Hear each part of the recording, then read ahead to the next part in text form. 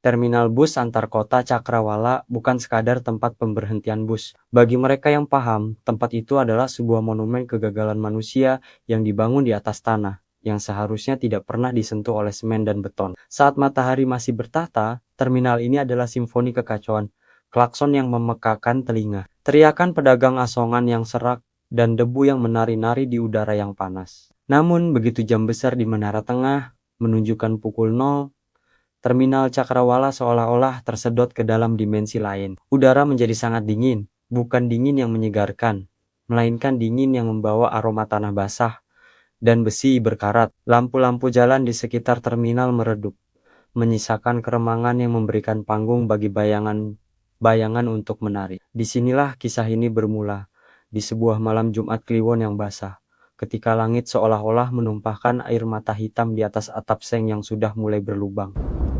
Garis akhir jam 3. Bramantio, atau yang akrab dipanggil Bram, adalah seorang pria yang hidupnya selalu dikejar oleh waktu. Namun malam itu, waktu seolah berhenti untuk mengejeknya. Ia berdiri di peron 3, memandangi pantat bus terakhir yang baru saja menghilang di tikungan pintu keluar terminal. Ia terlambat hanya 3 menit. 3 menit yang akan mengubah hidupnya selamanya. Sial, umpat Bram.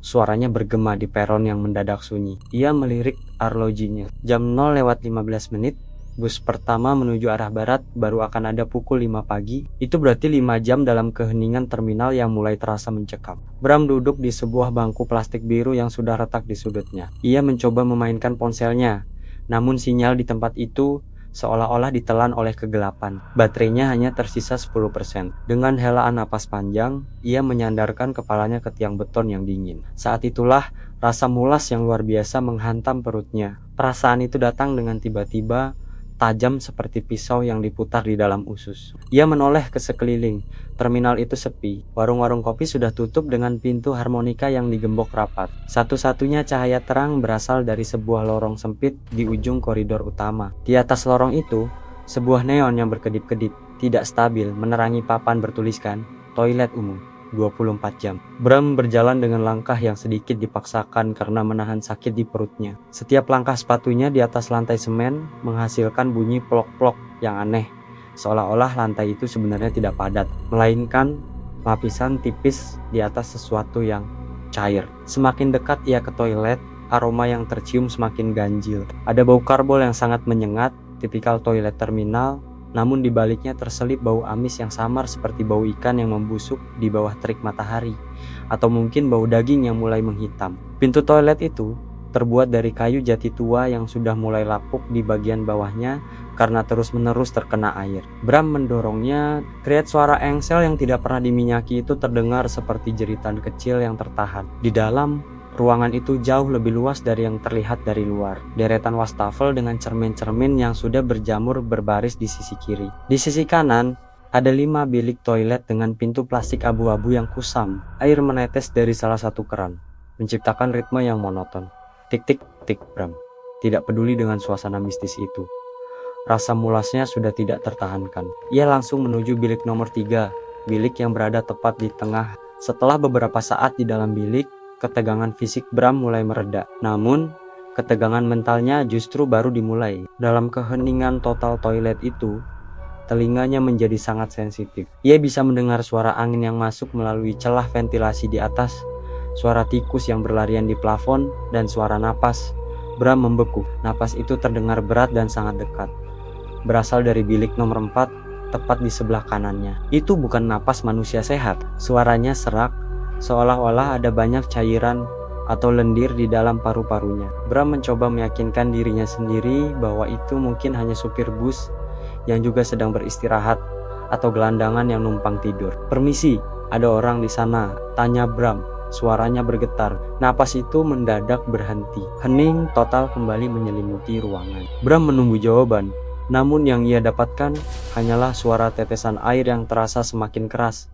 Tik-tik biur. Tiba-tiba, suara air yang disiramkan dengan sangat keras terdengar dari bilik nomor 4. Bukan sekadar siraman biasa, tapi seolah-olah seseorang menyiramkan seember penuh air ke lantai. Dan anehnya, air itu mengalir ke bawah sekat pintu bilik Bram. Bram melihat ke bawah. Air yang mengalir itu tidak bening. Air itu berwarna kecoklatan, kental, dan membawa serta helai-helai rambut hitam yang panjang. Bram menarik kakinya ke atas. Rasa mual yang baru kini naik ke tenggorokannya. Dengan tangan gemetar, Bram menyelesaikan urusannya dan memakai celananya kembali. Ia ingin segera keluar. Namun, rasa penasaran yang mematikan mendorongnya untuk melakukan sesuatu yang bodoh. Sebelum keluar, ia membungkuk sedikit, mencoba mengintip melalui celah di bawah sekat bilik nomor 4. Hanya ada kegelapan di bawah sana. Tidak ada kaki, tidak ada sepatu, tidak ada tanda-tanda kehadiran manusia. Namun, saat ia hendak menarik kembali kepalanya, sebuah mata muncul di celah itu. Sebuah mata yang sangat lebar, tanpa kelopak, dengan kornea yang sepenuhnya putih karena katarak atau pembusukan. Mata itu menatap langsung ke arah mata Bram. "Aak!" Bram berteriak dan terjatuh ke belakang hingga punggungnya menghantam pintu biliknya sendiri. Ia segera membuka kunci pintu dan berlari keluar bilik. Ia menuju wastafel, bermaksud membasuh wajahnya agar ia sadar bahwa ini semua hanya mimpi buruk akibat kelelahan. Namun, saat ia menyalakan keran, yang keluar bukanlah air, melainkan cairan merah kental yang berbau karat, darah. Bram menatap cermin di depannya.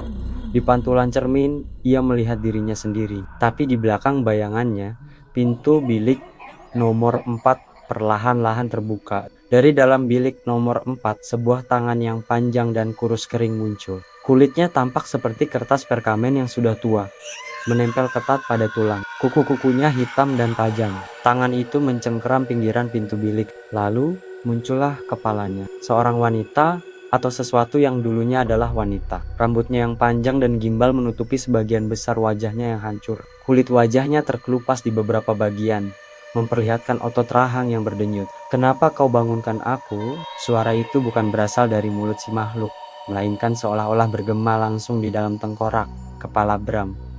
Bram mencoba berlari menuju pintu keluar, namun pintu itu tidak mau terbuka, terkunci dari luar. Ia menggedor-gedor kayu jati itu dengan panik. "Tolong, siapapun di luar, tolong." Sosok itu kini sudah keluar sepenuhnya dari bilik. Ia tidak berjalan, melainkan merangkak dengan cara yang tidak alami. Sendi-sendinya berbunyi krek-krek setiap kali ia bergerak. Ia merayap di dinding, lalu ke langit-langit, tepat di atas Bram. "Tempat ini adalah makamku," makhluk itu berbisik. "Dulu mereka membuangku ke dalam lubang di bawah sana saat semen masih basah." Bram teringat legenda urban, Terminal Cakrawala pada masa pembangunannya tahun 80-an. Seorang pedagang asongan wanita dilaporkan hilang. Desas-desus mengatakan ia menjadi korban tumbal proyek agar terminal itu ramai. Ternyata wanita itu tidak pernah pergi. Ia menjadi bagian dari pondasi toilet ini. Ketakutan membuat Bram melakukan tindakan nekat. Ia meraih tempat sampah besi yang ada di sudut ruangan dan melemparkannya ke arah jendela ventilasi yang tinggi. Sayangnya, tempat sampah itu memantul seolah-olah menghantam karet. Ruangan toilet itu mulai berubah. Tembok-temboknya seolah-olah bernapas. Keramik-keramik putihnya mulai mengeluarkan cairan hitam yang menyerupai keringat. Bilik-bilik toilet yang tadinya hanya berjumlah 5, kini tampak berlipat ganda, menciptakan lorong panjang yang tak berujung. Bram berlari menyusuri lorong bilik itu, namun ia selalu kembali ke depan wastafel dan cermin yang retak. Makhluk itu terus mengikuti di langit-langit, menjatuhkan tetesan lendir dingin ke bahu Bram. "Kau tidak bisa pergi, Bramantio." Makhluk itu memanggil namanya. "Namamu sudah tertulis di dinding." Bram melihat ke dinding di sebelahnya. Benar saja, di antara lumut dan jamur, namanya tertulis dalam warna merah yang masih basah. Bukan hanya namanya, tapi juga jam kematiannya. Jam 1:13 AM. Ia melihat jam tangannya, jam 1:12 M, 1 menit lagi. Dalam detik-detik terakhirnya, Bram melihat sebuah benda kecil berkilau di lantai dekat bilik nomor 5. Itu adalah korek api gas miliknya yang terjatuh tadi. Ia ingat sesuatu, roh atau energi negatif seringkali takut pada unsur murni seperti api. Dengan tangan yang gemetar hebat, ia mengambil korek itu. Makhluk di langit-langit mulai turun, menjulurkan lidahnya yang panjang dan hitam ke arah leher Bram. Bram menyalakan korek itu. Api kecil muncul, namun ia tidak mengarahkannya pada makhluk itu. Ia mengarahkannya pada botol besar berisi cairan pembersih lantai yang tumpah di dekat wastafel cairan yang mengandung alkohol tinggi. Wush! Api menyambar cairan itu dan menciptakan barikade api kecil. Makhluk itu menjerit suara yang begitu melengking hingga telinga Bram berdarah. Dalam kilatan api itu, Dimensi toilet yang terdistorsi sejenak kembali normal. Pintu kayu jati itu terlihat sedikit terbuka. Bram menerjang pintu itu dengan seluruh berat badannya. Saat bus yang ditumpangi Bram menderu meninggalkan terminal, Pak Mamat, petugas kebersihan yang dilihat Bram tadi, mulai menjalankan tugasnya. Pak Mamat sudah bekerja di sana selama 30 tahun. Ia adalah satu-satunya orang yang bertahan paling lama di bagian sanitasi. Semua rekan kerjanya biasanya berhenti setelah minggu pertama, atau lebih buruk lagi, menghilang tanpa jejak. Pak Mamat memiliki aturan sendiri. Ia selalu membawa radio kecil yang diputar kencang dengan siaran wayang kulit. Katanya, suara manusia dan gamelan bisa menyamarkan bisikan-bisikan dari balik dinding. Langkah kaki Pak Mamat memasuki toilet pria. Ia melihat botol pembersih lantai yang pecah dan sisa cairan yang terbakar. Ia menghela napas panjang, bukan karena marah, melainkan karena lelah. Satu lagi yang mencoba melawan, gumamnya pelan. Ia mengambil pel dan mulai membersihkan lantai yang kotor oleh jejak kaki Bram yang panik. Namun, saat ia mendekati bilik nomor 4, bulu kuduknya berdiri. Meskipun ia sudah terbiasa, kehadiran Siti begitu ia menyebut sosok itu selalu membawa hawa kematian yang nyata. Pak Mamat tidak melihat ke arah cermin. Ia tahu betul, cermin di toilet itu adalah jendela menuju tempat yang tidak seharusnya dilihat oleh mata yang masih bernapas. Namun, kali ini ada yang berbeda. Suara tetesan air dari keran terdengar seperti detak jantung yang sangat cepat. Dug dug dug dug dug dug. Lantai yang baru saja ia pel kembali basah. Bukan oleh air, tapi oleh lumpur hitam yang muncul dari sela-sela keramik. Pak Mamat berhenti. Ia menoleh ke arah bilik nomor 5 yang pintunya sedikit terbuka. Siti, ini sudah subuh. Biarkan anak itu pergi, ucap Pak Mamat dengan nada memerintah, namun penuh hormat. Dari dalam kegelapan bilik nomor 5, sebuah suara menjawab. Bukan suara manusia, melainkan suara gesekan batu nisan di atas tanah. Dia membawa sebagian dari diriku. Pak Mamat tertegun. Ia melihat ke arah cermin yang pecah. Di sana ia melihat pantulan dirinya yang tampak sangat tua, jauh lebih tua dari usia aslinya. Dan di samping bayangannya, Siti sedang berdiri, menunjuk ke arah jalan keluar, ke arah bus Bram pergi. Sementara itu, di dalam bus sinar abadi yang sedang melaju kencang, Bram mencoba untuk tidur. Ia merasa sangat lelah, seolah-olah seluruh energinya telah dihisap habis. Namun, setiap kali ia memejamkan mata, ia melihat wajah hancur Siti di balik kelopak matanya. Bus itu hanya berisi sekitar 10 penumpang. Kebanyakan dari mereka adalah pedagang pasar yang tertidur lelap.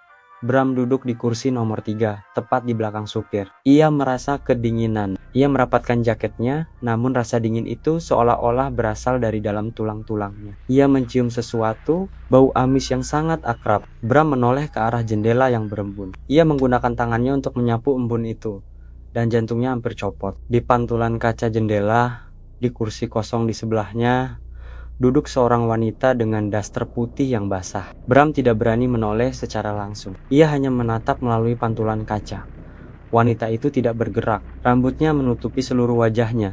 Namun dari sela-sela rambut itu, Bram bisa melihat sebuah mata yang putih tanpa pupil menatapnya dengan penuh rasa lapar. Kau tidak akan pernah bisa keluar dari terminal bayangan, Bram, bisik wanita itu. Suaranya terdengar seperti air yang mendidih di dalam tenggorokan. Bram mencoba berteriak, namun suaranya tercekat. Ia melihat ke arah penumpang lain, berharap ada yang melihatnya. Namun, semua orang di bus itu tampak aneh. Kepala mereka terkulai lemas dengan sudut yang tidak alami, seolah-olah leher mereka telah patah. Bahkan sang supir saat Bram melihat melalui kaca spion dalam, tidak memiliki wajah. Hanya ada permukaan kulit rata yang pucat di bawah topi supirnya. Bus itu tidak sedang melaju menuju Surabaya. Bus itu melaju menuju kegelapan yang lebih dalam. Bram menyadari bahwa ia tidak pernah benar-benar meninggalkan toilet terminal itu. Segala sesuatu, bus, penumpang, supir, adalah manifestasi dari dimensi yang diciptakan oleh Siti. Ia masih terjebak di dalam terminal bayangan, sebuah tempat di antara dunia nyata dan neraka. Jalan raya di depan bus mulai berubah. Aspalnya mulai mencair menjadi lumpur hitam yang sama dengan yang ia lihat di lantai toilet. Pohon-pohon di pinggir jalan berubah menjadi tangan-tangan raksasa yang mencoba menggapai bus. Berhenti! Turunkan aku! Teriak Bram. Akhirnya, bus itu mengerem dengan mendadak hingga Bram terlempar ke depan. Pintu bus terbuka dengan suara berdecit. Bram tidak menunggu lama. Ia langsung melompat keluar. Ia mendarat di atas tanah yang becek dan berbau busuk. Namun, saat ia berdiri dan melihat ke sekeliling, ia tidak berada di pinggir jalan raya. Ia kembali berada di tengah-tengah terminal Cakrawala. Namun terminal ini berbeda. Bangunannya tampak sudah runtuh selama berabad-abad ditumbuhi oleh akar-akar gantung yang menyerupai usus manusia. Di hadapannya berdiri sebuah bangunan kecil yang masih utuh. Bangunan toilet itu. Bram menyadari satu hal. Siti menginginkan sesuatu darinya. Bukan sekadar nyawanya, melainkan pengakuan. Ia mulai berjalan menuju toilet itu dengan langkah yang berat. Ia tidak lagi takut. Rasa takutnya telah berubah menjadi keputusasaan yang murni. Di dalam toilet, ia menemukan Pak Mamat duduk di depan wastafel. Namun Pak Mamat tidak lagi membersihkan lantai. Ia sedang memegang sebuah pisau karatan dan sebuah cermin kecil. "Kenapa kau kembali, nak?" tanya Pak Mamat tanpa menoleh. "Aku tidak pernah pergi," jawab Bram datar. Pak Mamat berdiri dan berbalik. Wajahnya kini sama hancurnya dengan wajah Siti. Tempat ini butuh penjaga. Siti tidak bisa selamanya sendirian di sini. Terminal ini dibangun di atas dendam. Para penguasa dulu membunuhnya karena ia tahu rahasia tentang korupsi pembangunan tempat ini. Mereka menguburnya hidup-hidup di bawah bilik nomor 4. Pak Mamat mengulurkan pisau itu kepada Bram. "Satu nyawa untuk satu keabadian. Jika kau ingin keluar, kau harus memberikan sesuatu yang setara." Tiba-tiba Siti muncul dari bilik nomor 4. Kali ini ia tidak merangkak. Ia berdiri tegak, tingginya hampir mencapai langit-langit. Ia mengulurkan tangannya yang kurus ke arah Bram. Di telapak tangannya ada sebuah kunci perak yang bersinar redup. "Kunci ini akan membawamu pulang," Siti berbisik. "Tapi kau harus meninggalkan bayanganmu di sini." Bram mengerti maksudnya. Bayangannya bukan sekadar siluet hitam di lantai, melainkan bagian dari jiwanya yang paling gelap. Semua trauma, semua kesalahan, dan semua ketakutannya. Jika ia meninggalkannya, ia akan menjadi manusia yang kosong di dunia nyata, namun ia akan bebas. Bram mengambil pisau dari tangan Pak Mamat. Ia tidak menggunakannya untuk melukai dirinya sendiri. Ia berjalan ke arah cermin besar yang sudah retak tadi. Ia melihat bayangannya sendiri, seorang pria yang tampak hancur dan penuh dosa. Dengan teriakan yang membelah kesunyian malam, Bram menusukkan pisau itu tepat ke jantung bayangannya di cermin. Perang, cermin itu hancur total. Seluruh bangunan terminal berguncang hebat. Suara jeritan ribuan jiwa terdengar dari bawah tanah. Siti perlahan-lahan mulai memudar. Wajahnya yang hancur sesaat berubah kembali menjadi wajah wanita muda yang cantik namun penuh kesedihan, sebelum akhirnya menghilang menjadi debu hitam. Pak Mamat tersenyum. Lalu ia juga ikut menghilang, menyatu dengan udara dingin malam itu. Bram jatuh pingsan. Bram terbangun saat sinar matahari yang terik menusuk matanya. Ia berada di bangku peron terminal yang ramai. Suara klakson dan teriakan kenek bus memenuhi udara. Ia melihat jam di menara. Pukul 8 pagi, ia meraba dadanya. Tidak ada luka. Ia meraba sakunya, dan ia menemukan sebuah kunci perak kecil yang sangat dingin. Ia berdiri dan berjalan menuju toilet pria. Ia ingin memastikan semuanya. Saat masuk, ia melihat toilet itu sedang direnovasi. Pintu-pintu biliknya sudah dicabut. Beberapa pekerja sedang membongkar lantai keramik di bilik nomor 4. "Ada apa, Pak?" tanya Bram pada salah satu pekerja. "Anu Mas, kami menemukan sesuatu di bawah sini," jawab pekerja itu dengan wajah pucat. Bram mengintip ke dalam lubang yang baru digali. Di sana, di antara tanah dan sisa-sisa semen tua, kerangka manusia ditemukan. Di leher kerangka itu tergantung sebuah kalung dengan inisial S. Bram berbalik dan keluar dari terminal tanpa mengucapkan sepatah kata pun. Ia berjalan menuju jalan raya, tidak berniat naik bus manapun. Ia hanya ingin berjalan sejauh mungkin dari tempat itu. Namun, saat ia melewati sebuah toko yang memiliki dinding kaca besar, ia berhenti. Ia melihat pantulannya sendiri. Ia ada di sana, tubuhnya ada di sana. Namun, di bawah kakinya tidak ada bayangan. Bram tersenyum tipis. Ia bebas, namun ia bukan lagi manusia seutuhnya. Ia adalah pengembara tanpa bayangan yang akan selalu mengingat aroma karbol dan dinginnya ubin toilet di terminal Cakrawala. Kisah Bram hanyalah satu dari sekian banyak misteri yang tersembunyi di balik hiruk-pikuk fasilitas publik yang kita gunakan setiap hari. Kadang-kadang, tempat yang paling ramai justru menyimpan kesunyian yang paling mematikan. Terminal Cakrawala kini telah direnovasi. Namun bagi mereka yang memiliki kepekaan, bau amis itu terkadang masih tercium di sela-sela hembusan angin malam. Apakah Anda masih berani menggunakan toilet umum di tempat sepi setelah tengah malam? Ingatlah, jangan pernah melihat ke cermin jika Anda mendengar suara air, padahal tidak ada siapa-siapa. Karena mungkin saja, bayangan Anda sedang bersiap untuk menggantikan posisi Anda di dunia sana. Jika Anda merasa bulu kuduk Anda berdiri saat membaca kisah ini, bayangkan apa yang akan terjadi di video-video kami selanjutnya. Kami memiliki ribuan arsip tentang misteri urban Indonesia.